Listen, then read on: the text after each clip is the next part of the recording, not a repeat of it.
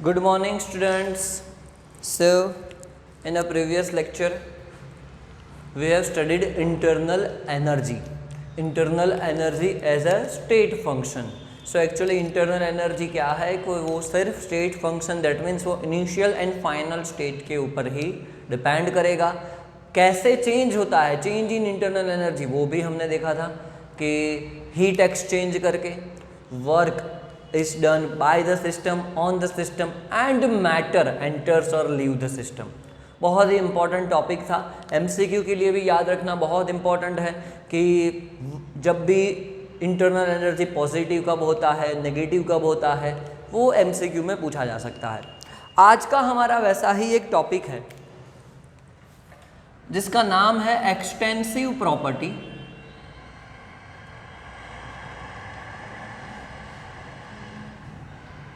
and intensive property.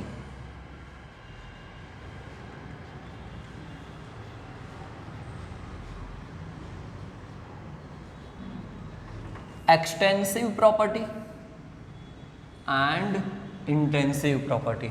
बहुत ही simple but MCQ में पूछा जा सकता है, ऐसा हमारा एक टॉपिक है ये extensive property and intensive property. So you can say that an extensive property is a property whose value, an extensive property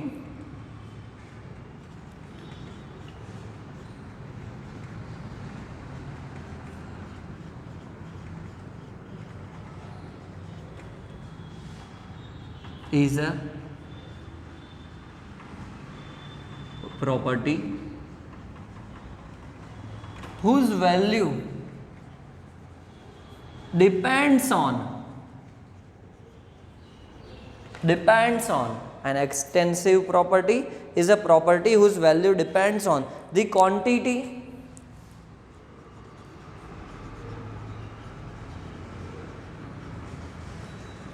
size and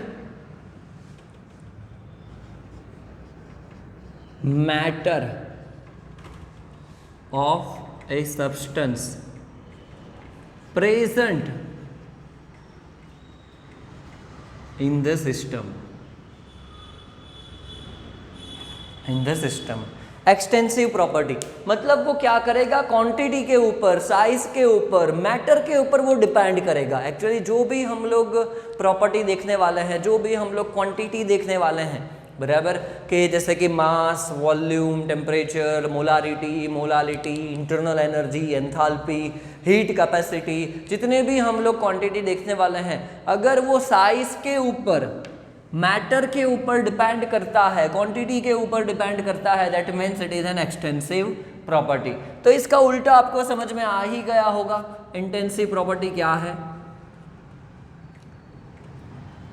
इसका ऑपोजिट लिख देते हैं कि एन इंटेंसिव प्रॉपर्टी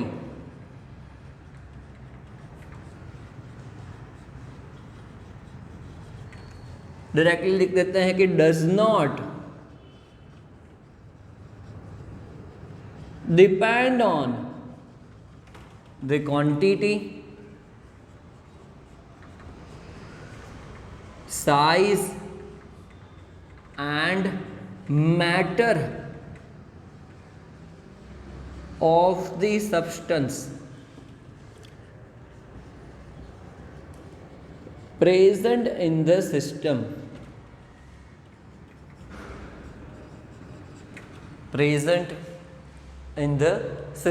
वो नहीं डिपेंड करेगा तो उसको हम इंटेंसिव बोलेंगे. उसके एग्जांपल्स देखते हैं.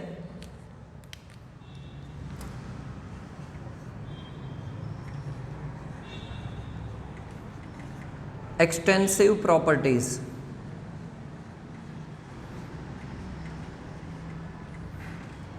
तो कौन कौन सी है ऐसा बोल सकते हैं हम लोग कि फॉर एग्जांपल मास जो है वो एक्सटेंसिव प्रॉपर्टी है, वॉल्यूम वो भी एक्सटेंसिव प्रॉपर्टी है, इंटरनल एनर्जी जो हमने पढ़ा था लास्ट टाइम, इंटरनल एनर्जी वो भी एक टाइप का एक्सटेंसिव प्रॉपर्टी है.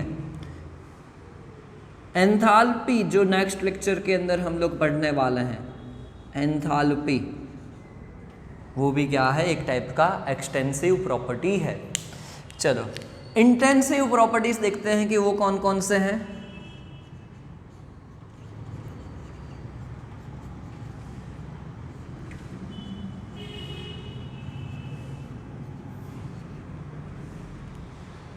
Intensive properties, temperature,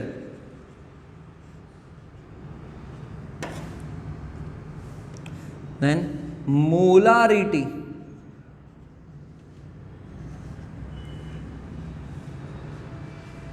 molar heat capacity, density, वो क्या है, एक टाइप का इंटेंसिव प्रॉपर्टी की जो मैटर के ऊपर, क्वांटिटी के ऊपर, साइज के ऊपर डिपेंड करेगा नहीं, बहुत सारी है। उसके अंदर एक हम लोग नोट लिखते हैं कि मोलर वर्ड जो है, मोलर वर्ड वो डिफाइन करता है extensive property, defines intensive property, it defines intensive property. ये याद रखना है आपको एमसीक्यू के लिए कि कहीं पे भी मोलर वर्ड यूज हुआ है क्वांटिटी के आगे के, molar, molarity, molar mass, molar volume, या तो फिर molar heat capacity, molar enthalpy, कोई भी मोलर वर्ड यूज हुआ दैट मीन्स वो इंटेंसिव प्रॉपर्टी हो जाएगा। कैसे?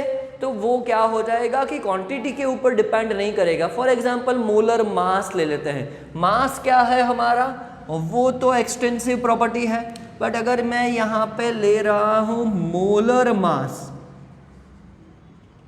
तो मोलर मास एक टाइप का इंटेंसिव प्रॉपर्टी हो जाएगा। फॉर एग्जांपल सोडियम लिया है, सोडियम का मोलर मास है 23 ग्राम पर मोल, दैट मीन्स वो चेंज होने ही नहीं वाला है। आप 10,000 किलोग्राम सोडियम ले लो या फिर 10 ग्राम सोडियम ले लो, उसका मोलर मास तो सेम ही रहेगा, वो क्वांटिटी के ऊपर, साइज के ऊपर डिपेंड नहीं करेगा।